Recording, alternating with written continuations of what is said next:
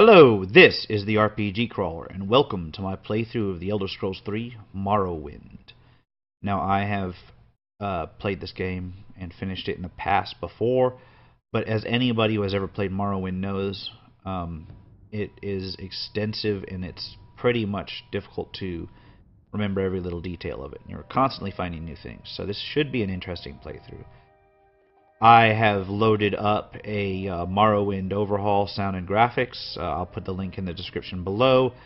I had to turn the settings down quite a bit, so while you'll see some graphical improvement and a lot of new models, it may not be, outstanding. But, hey, it is what it is. It'll let me present this in a method that gives some up-to-date graphics. Now, I'm mostly going to be playing this similar to my Daggerfall playthrough, where I focus on the main quest after I get to it, but I'm going to do more side quests than I did in that one, because there are more side quests. Each event is preceded by prophecy, but without the hero there is no event. In the waning years of the Third Era of Tamriel, a prisoner born on a certain day to uncertain parents was sent under guard without explanation to Morrowind, ignorant of the role he was to play in that nation's history.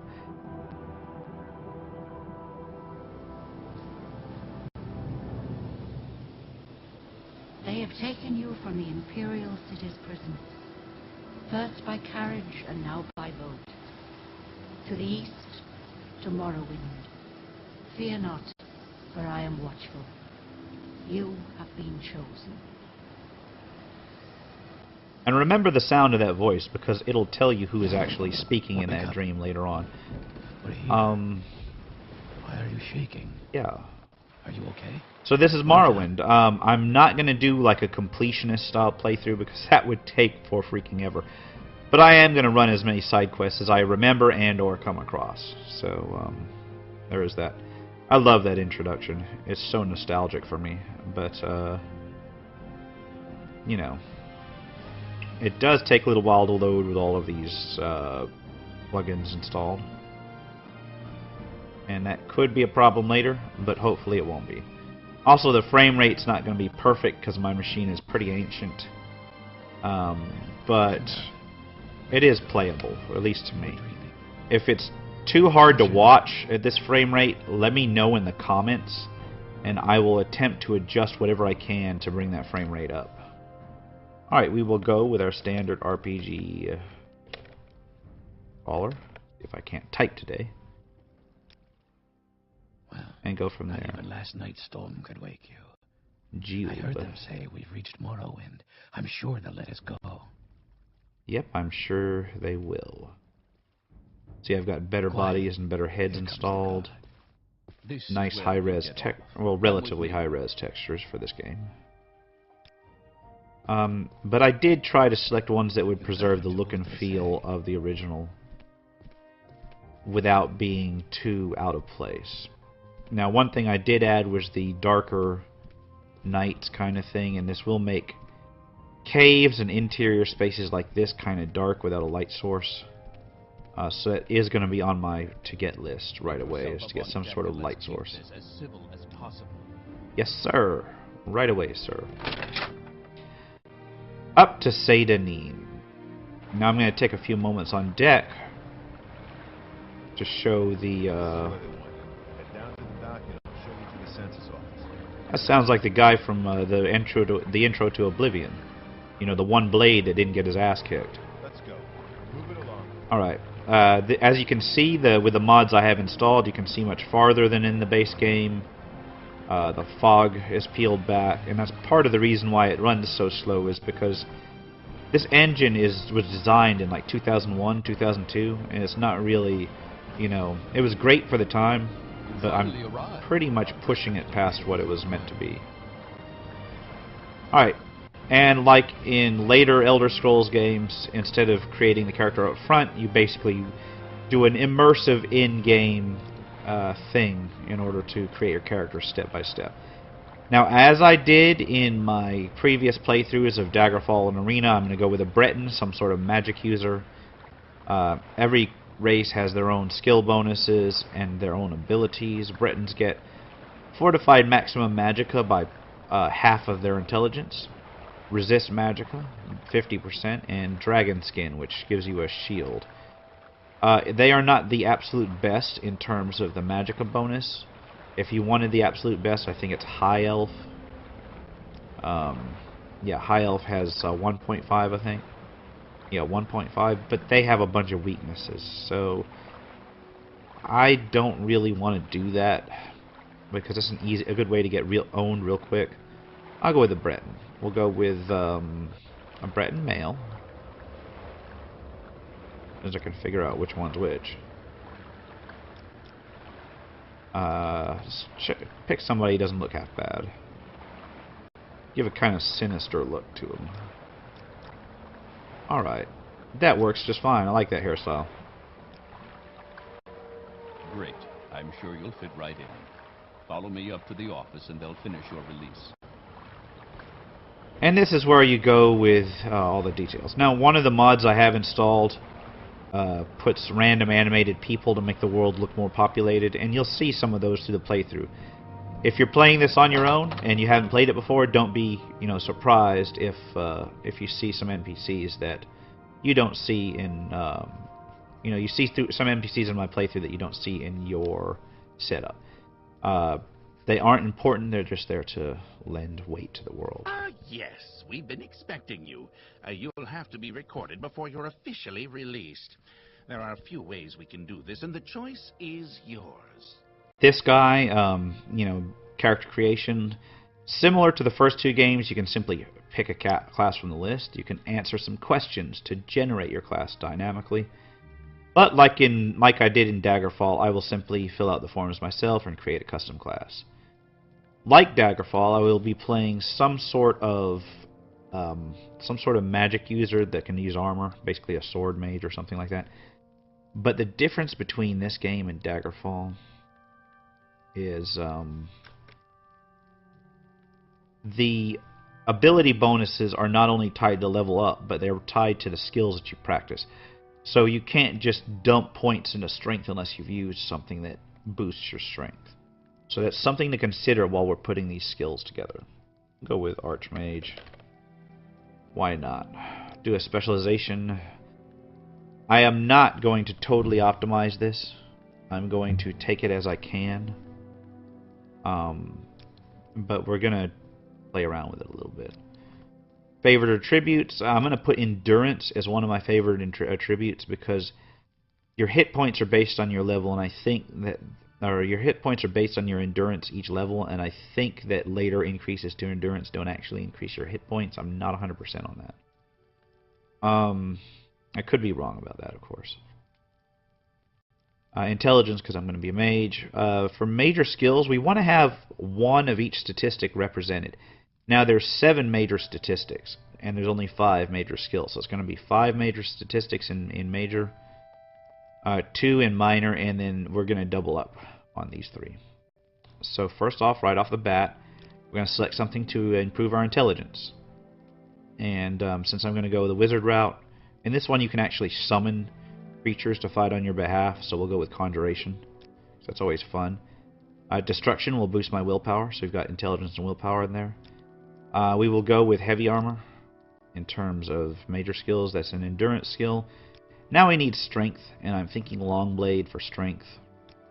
And agility, block for agility. And there's our basic setup. Heavy armor, some spell casting, longsword, and shield. That leaves just the minor skills. Now, we still don't have speed represented, and we don't have personality represented. So what I'm going to do is I'm going to put illusion for personality, and then for speed, it's difficult to tell because a lot of the speed kind of things aren't really that useful for what I'm going for. I think I am left with athletics for speed. Now I will be basically running, swimming, and that sort of thing all the time, so having a decent athletics is good. But at the same time, you don't want to improve it too much, as then you'll be stuck with on level up, you'll be stuck dispersing points of speed rather than points of anything else. But it's better than it's better than whatever else I have. That leaves me 3 minor skills to fill with other crap. I'm going to select enchantment for one. I'm going to select some sort of willpower-based thing, restoration for another, because we are going to be a caster, so that is useful. And then what do I need? I've got 2 intelligence, I got 2 willpower. I'm thinking maybe mercantile or speechcraft. Yeah, I'm thinking speechcraft. Alright. It is kind of not too magey, but we've got more magic skills than anything else, so it's worth a shot. Very good. The letter that preceded you mentioned you were born under a certain sign. And what would that be? And this is where you can pick special abilities. Each star sign, like in later Elder Scrolls games, has its own special abilities. The Atronak is the one that works similar to the way it does in later games. It gives you magic absorption, and it really boosts your maximum magicka. We're probably going to go with that. Because I can rely on my long sword, my sword and shield, for the most part, Atronak's going to be good. Some of these are also really good, and it doesn't seem like they would be good. For instance, okay, where is it? Warrior just fortifies your attack bonus, but the Lover, I think, is it the Lover? Improves your agility by 25 points. It's pretty huge. You know, the Mage just fortifies your maximum magicka with no drawbacks whatsoever. The Lady fortifies endurance, and that's going to be really nice for if you're going to be playing a straight fighter, because you know, having as much endurance as possible at first level is really nice. You know, and there's some other things in here that some of them just give you spell-like abilities, that sort of thing. But as I said, we'll go for the Atronak. Gives you 2 times magicka in intelligence and spell. 2 times intelligence in magicka. You can't regenerate magicka by yourself, but you can absorb it. We'll go with that. Interesting. Now, before I stamp these papers, make sure this information is correct. And this is where you can double check everything. Yeah, everything looks good. I'll have 210 magicka to start with. It's not a huge, I mean, it's a pretty large amount, but it's not huge, but I'm not going to be relying on it that much in the beginning of the game. Now, I'm not going to be doing just running around practicing shit unless I absolutely have to. For the most part, I'll be playing the game straight, just following quests, adventuring like I normally would, and we'll see what comes of that. I may stop on occasion to practice once or twice. It's probably going to be done between episodes, though. Okay, I now have a stats menu. Right-clicking will allow you to use your menus. All of your menus are accessed via the right-click. You'll have at first stats, and then he's telling you to pick up the papers. Pick up your papers, and you take them, and all of a sudden you've got an inventory menu. And throughout this little intro space, you get more things. Alright, I'm going to make this a hell of a lot easier on myself, and I'm going to... It's not... I guess it's an exploit, but it's not a terrible exploit. Basically, when you're in here, because it assumes you don't know the game, you don't know the difference between stealing and not stealing, you get one chance where they go ahead and come at you and then slap you on the wrist and let you go without much. If you've got any stolen objects in your inventory, then they take them. But what you can do is you can take it, immediately hit the inventory and throw it out again. And what that means is that this guard will come up. What are you doing? We'll let your actions go for now, but once you're released, stuff like that will get you arrested again. Goodbye. But now, I can go ahead and pick up the limeware platter again. And he won't say shit. That limeware platter is worth a good couple hundred gold, which is not great in the great scheme of things, but for a first level character, it'll basically let me get my armor situation sorted out. And let me get some decent equipment. Well, not great equipment, but, better than running around in your shirt and trousers with a knife. Okay. Now this stuff is all stuff you can take. It's asking you to find a weapon and equip it. This is a worn iron dagger. Go ahead and grab it and equip it. You may have heard, if you've been following things, that the combat in this game is not great. And it's because it follows a more old school kind of thing, where every time you swing, you know, depending on what you're doing here, it checks various percentages to see whether you actually hit, rather than just assuming that you hit because you happen to be overlapping the combat box of whatever it is you swung at. Bread functions like, yeah, you can eat ingredients by equipping them. Bread is an ingredient, even though it's food. And they work kind of like small potions, but not really. And you can eventually combine them into actual potions. And you've got Flynn, which is, you know, 100 gold value for one weight. It's a really nice bit of alcohol, but I may actually sell it because it's actually worth a lot. This regional liquor acts like a potion. To drink potions, equip them on the inventory menu, as I said. And then I'm just going to grab all their silverware so I can sell it.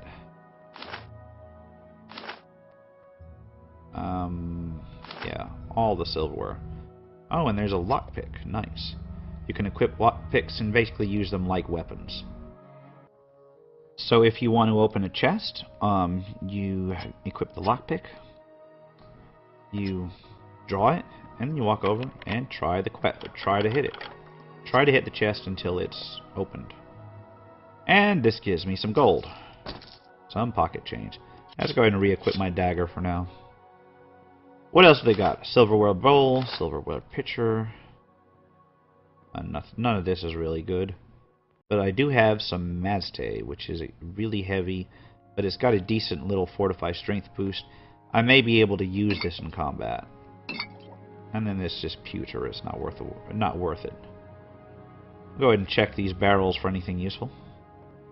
Anything with a really high sale value to weight ratio is really nice. Now, one of the patches and mods I installed shows the weight of items out to 2 decimal points, and that's really useful for calculating your total weight. I really recommend it. Another mod I'm using, ordinarily when you want to stealth, you would have to hold the stealth button down. This one turns it. One of the patches I'm using turns it into a toggle that functions more like later Elder Scrolls games. And all of the patches I'm using are included, you know, except for the expansions. All the basic patches and functionality patches are included in the Overhaul, which I will link in the description below. Hackle Lowleaf is 30 value for only 0.1. That's nice.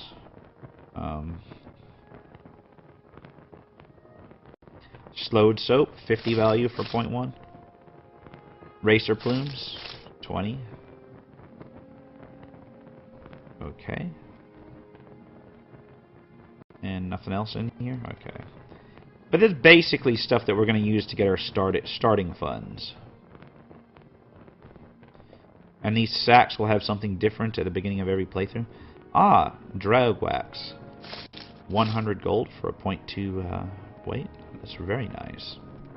Some of these things almost approach gemstones in terms of their value to weight ratio. Well, now I'm done looting these places, let's head out to Seyda Neen. This is like the backyard of the excise office. You now have a map menu. It shows you the name of the place you're in and the direction you're facing, which is incredibly useful when you're wandering around in the dark. And then in this barrel, we've got an engraved ring of healing. And a gold piece. Nice. You now have a magic menu where you can see all the spells, powers, and magic items. Okay. Now, unlike things like, you know, Skyrim and such, you have to ready your spell, and then you cast it totally differently. So, let's ready Summon Ancestral Ghosts. That's one of the spells I know by virtue of having Conjuration skill as a starting skill. You press, you know, F to draw your weapon, or R to ready your spell. You can't have both at the same time. Spacebar to talk to the captain. Now, I'm not going to go over every line of text of every NPC I meet, but I will go over the ones that give you major quests and things. And at first, in the Seyda Neen area, I'll probably be going over more NPCs than I would in later areas.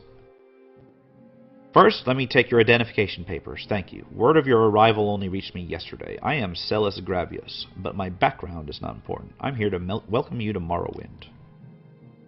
Yes, you're in Morrowind. I don't know why you're here or why you were released from the prison and shipped here, but your authorization comes directly from Emperor Uriel Septim VII himself. And I don't need to know any more than that. When you leave this office, you are free, but before you go, I have instructions on your duties. Instructions from the Emperor, so pay careful attention. This package came with the news of your arrival. You are to take it to Caius Cosades in the town of Balmora. Go to the South Wall Corner Club and ask for Caius Cosades. They'll know where to find him. Serve him as you would serve the Emperor himself. I also have a letter for you and a dispersal to your name. Balmora. Balmora's telling you directions to get to Balmora. You can take the Silt Strider or you can walk. And so I guess we need to go to the South Wall Corner Club in Balmora. Nice. Now, what letter did he give me? Directions to Caius Cosades. And I think that's it. It was just the directions to him. RPG Crawler, you've been given these directions in a package of documents. Do not show them to anyone. Do not attempt to read the documents in the package. The package has been sealed and your tampering will be discovered and punished. Follow these directions. Proceed to the town of Balmora in Vardenfell district. Report to a man named Caius Cosades. He will be your superior and patron. He will be your superior and patron. You will follow his orders. His residence is not known, but ask at the corner club called South Wall. People there will know where to find Caius Cosades. When you report to Caius Cosades, gotta say that whole name every single time. Deliver the package of documents to him and wait for further orders. Remember, you owe your life and freedom to the Emperor. Serve him well and you will be rewarded. Betray him and you will suffer the fate of all traitors. I have the honor to prepare this at the direction of His Most Sovereign Majesty of the I have the honor to prepare this at the direction of His Most Sovereign Majesty, the Emperor Uriel Septim, Glabrio Bellianus, personal secretary to the Emperor.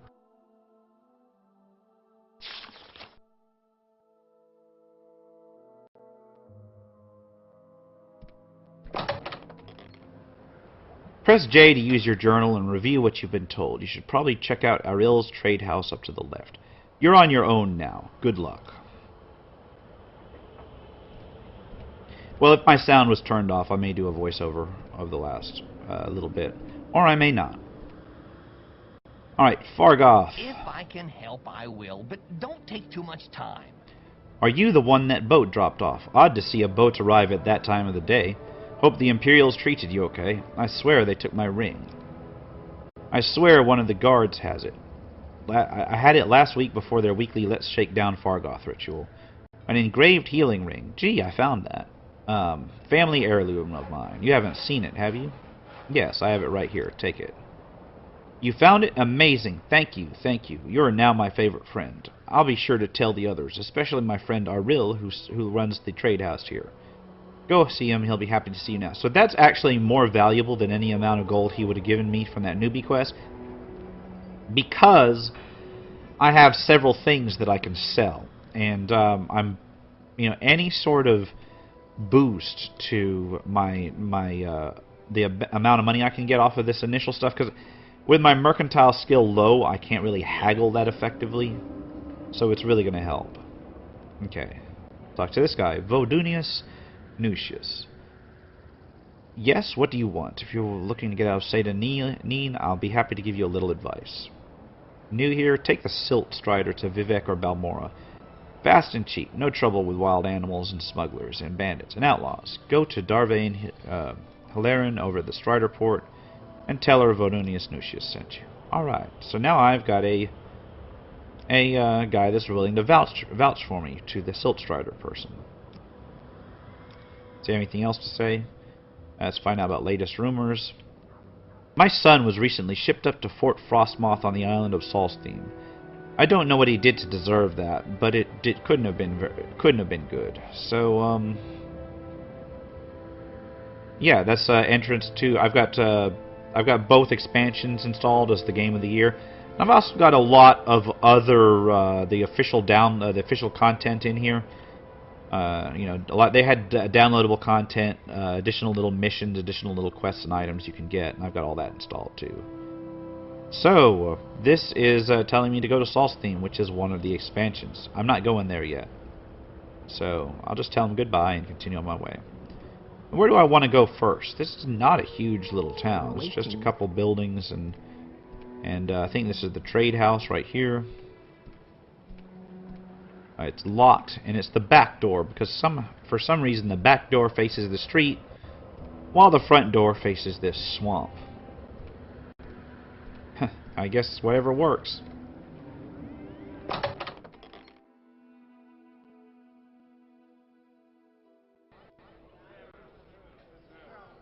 So once inside, you know, we can take a look around. He's got some wares on display. So make it quick. I'm not talking to you. This is the person I'm looking for. A real. You know, he's got latest rumors. I heard that Hrisskar upstairs is having some financial troubles.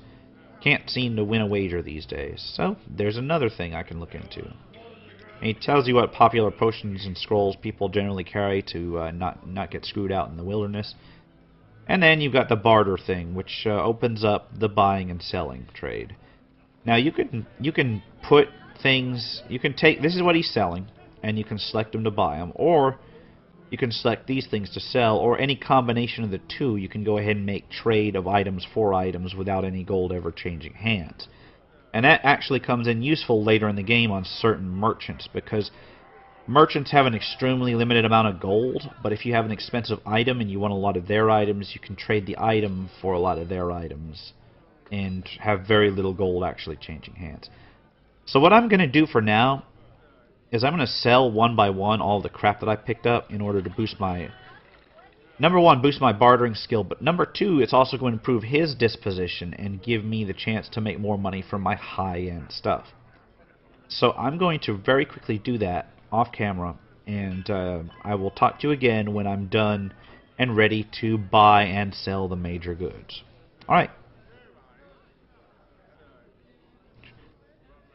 Alright, I've sold the vast majority of my stuff, and this is going to let me basically negotiate for things that cost more than 100 gold value. His disposition is up to 99. My mercantile is high enough, I guess. Now, every successful transaction gives you a point of disposition with the NPC, and every failed transaction takes away a point. So if you're haggling, and this is the part where you adjust whatever the transaction is. If you're haggling, you can really kind of mess yourself up if you continually bounce rejected offers to them. For this one, I'm going to keep it within 10%, so, you know, I'm going to try and sell this to him for 66. His first offer was 60, and he accepted it. Now my disposition is up to 100.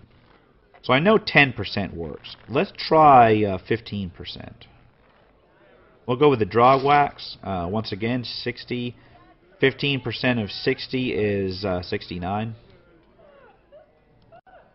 Or 115%. You know what I mean. 15% markup.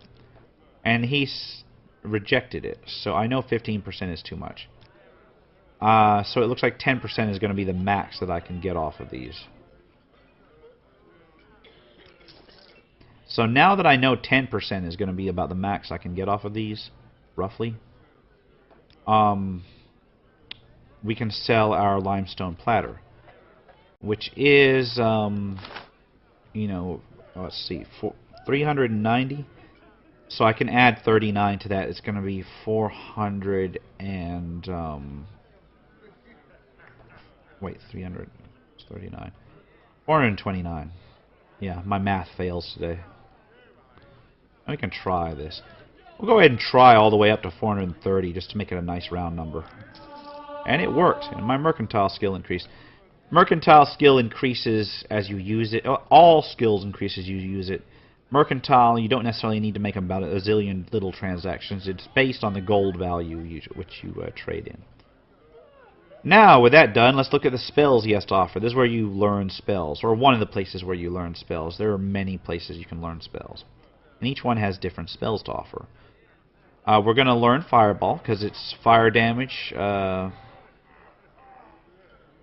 an area at range. Not much fire damage, but fire damage nonetheless. We're going to use, we're going to learn, I want to say, Father's Hand. I don't know what Sanctuary necessarily does, but we'll try it. And we will learn, I would like to do Jack of all trades, but it's expensive. We'll do Resist Magicka. And the rest I can get by without. This leaves us 710 gold left to buy armor and weapons. So let's see what he's got. Weapons, we need a long blade. I'm thinking just an iron longsword. Longsword and cutlass are very comparable, but I think that, or not cutlass. Longsword and saber are comparable. I think the saber is slightly better for me though. And I will trade him my worn iron dagger to offset the cost. And I will offer him, I'll take 10% off, offer him 18. Okay. And then we'll go with the apparel. We're looking for heavy armor. Now, you'll note if there's 2 in this stack, if you just click on it, it puts both of them in your inventory. I don't need to buy 2 sets of metal pants. So we'll go ahead and split it with a control. A steel helm. Nordic ringmail cuirass as a medium armor. And I'm still looking for heavy armor. Iron shield, I'm going to need that. I need some sort of iron chest plate, but I don't think he's got one. Does he have any sort of heavy chest plate? Yeah, iron cuirass, right there. Boom. It's better than nothing. And I think that's going to get it. I think I got everything but my boots. I don't think he's got any heavy boots.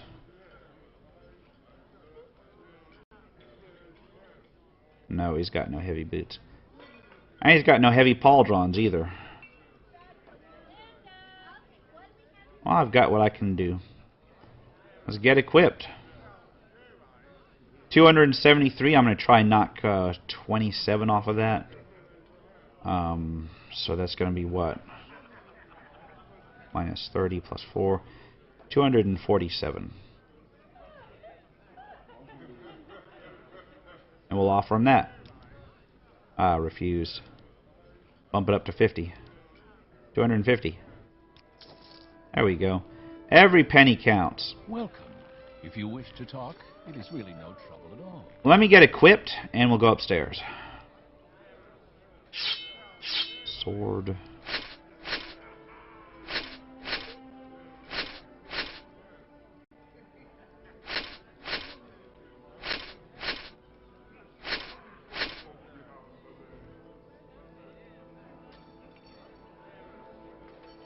Alright.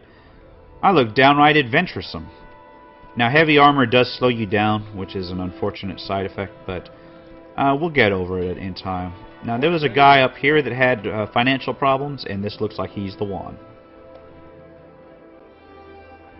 You look like you could use a friend, Outlander. Perhaps I could be your friend. I'd like you to help me recover some gold. That's right. See, I had a bad run of luck playing 9 holes and lost a bit of money. Normally, I'd be fine. We can usually keep some gold in our pockets just from the money the locals pay us for protection. But I know some of them are holding out on me, especially that little fetcher Fargoth. He's come out light the last couple of weeks when I've shaken him down. I know he's stashing it somewhere. I'd like you to find Fargoth's hiding place. And sure, I'll find it for him. Yeah. Let's see. I'd like you to find out where he's stashing it. Give me a share, I'll do it. Excellent. Here's what I want you to do. I'm not sure where he goes, but I know he wanders around town at night. Watch his movement. The best vantage point is on top of the lighthouse south of town. That will give you a nice view of all of Seyda Neen. If you keep an eye out where he goes, I'm sure you'll be able to figure out where he's hiding that gold. Alright, so there's our first quest. Go ahead and shake down this poor innocent guy, which we just helped. So, Come on then. Say something or move on. Alright, let's see what he has to offer. A little advice. Alchemists are easy targets for inexperienced thieves. Latest rumors. I heard there's been some trouble up at Fort Frostmoth. Never heard of it. It's an island of Saul's theme. Alright. Little secret. Okay. He's basically telling you how to make money. Morrowind, my trade. He's a scout. He's got training. And this is where you can train up your skills. I'm not going to do a lot of training because all my stuff's already pretty good in terms of what I'm going to be using right off the bat. But training, once you're just rolling in gold, training is a viable option. Training is really useful in a lot of the Elder Scrolls games if you do it just right. I don't think this guy has anything really useful to say. Oh, Seyda Neen. Better Coast. He tells you basically about the locations of the game. And I encourage you, if this is your first time playing and you have no idea about the various locations in the game and what to expect from them, this guy is a good source of that information. I'm not going to read everything he says, though. Trade House Notice. I'm a busy gal, so if you could hurry this up. I just want to read this. Whereas the general sessions of the peace held for those... Yeah, blah, blah, blah. Entered into recognition. Sure, okay. Okay, so he's basically... This basically says he's authorized to be a trade house and the rules by which he is allowed to operate. Oh man, a legal document. Okay, we'll go ahead and close that. Let's see what this guy has to say. Latest rumors. I've been told that the Empire has been granted a new charter to... Okay, the Solstheim Island again. A little advice. And this guy... It gives you the background for the various great houses in Morrowind. And I recommend, if you're playing this game for the first time, to go ahead and read them all. I will... You know, all these link to the same one. Oh, wait a minute. It's continue. Okay. I was clicking on all that shit, and he was asking me for to continue. You can always pause the video and read it if you want, but I'm not gonna read pages and pages and pages and pages and pages of background information that is basically stuff that you really need to see for yourself. A lot of this is available in the unofficial Elder Scrolls wiki, or you can go ahead and, as I said, pause the game. Read all about it here. Oh crap, there's more. Okay. And I will scroll through this. Just to get... Wow, this is all your tutorial information telling you everything you need to know about everybody. Every race in the damn game.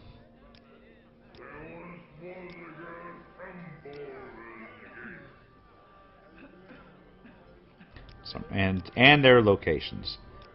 Okay, well, damn. This guy is just full of dialogue. Oh wow, I got something out of it.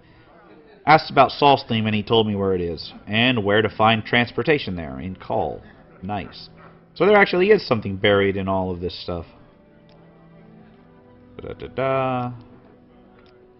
Okay, I didn't need to know about that. Imperial Guilds. Now, there are several guilds you can join in the game. Fighters Guild, Mages Guild, Thieves Guild, but there's also the temples of various sorts that you can get. Holy crap. Yeah, okay, let's leave this guy. Goodbye. What do you want? Alright, what's this guy have to say? Go to backgrounds. He's a battle mage. He's an Imperial battle mage. Okay, so... Little advice. He's telling you to basically tomb rob. Latest rumors. Oh, latest rumors is nice because even though it's not a quest, it does tell you where to find the Mentor's Ring, kind of. The Mentor's Ring is a major magic item, and there's several of those in the game where you can find them in various tombs and they're unique magic items. And I didn't realize it, but if you follow the clues that people have to say in the rumors, it will give you an indication of where to look. So Mentor's Ring is in a tomb along the Bitter Coast, which could be anywhere along the south edge of Morrowind. Okay, latest rumors, little secret.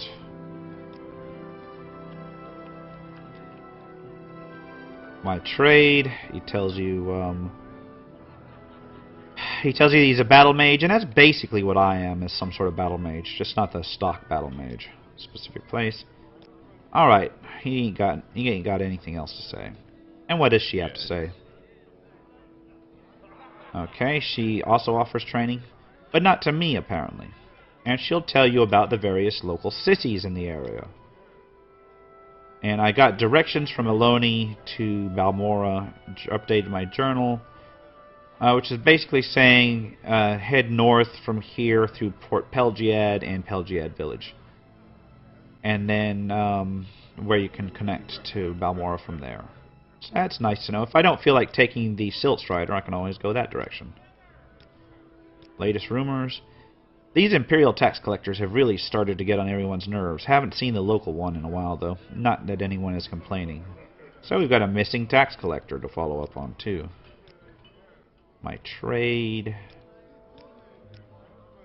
I've already been through all that. Pelagiad. Redguard. Services. Seyda Neen. Shiogorad. Okay, someone in particular. And these are basically the major cities in Vvardenfell. And once again, you can pause the video and read those if you want, or you can look up that information on the unofficial Elder Scrolls Wiki. Don't think there's anything else I can do in here. Let's see, we got a door that's locked. I'm not going to try and pick it with all these people standing around. So we're done. Let's head on out. And I think on that note, I'm going to call it. And next time, we will go about following up on Fargoth and trying to find the tax collector. For now, this has been the RPG Crawler with my playthrough of the Elder Scrolls 3 Morrowind. If you like what you've seen, remember to like, comment, and subscribe for more playthroughs of old and new role-playing games. I've got some playthroughs of Daggerfall and Arena up. My Arena was initially just a live stream where I did it live, so it's very unedited, very rough. But if you're interested in seeing me play those, they're available. I'll put links in the description and at the end of the video. Until next time, take care and goodbye.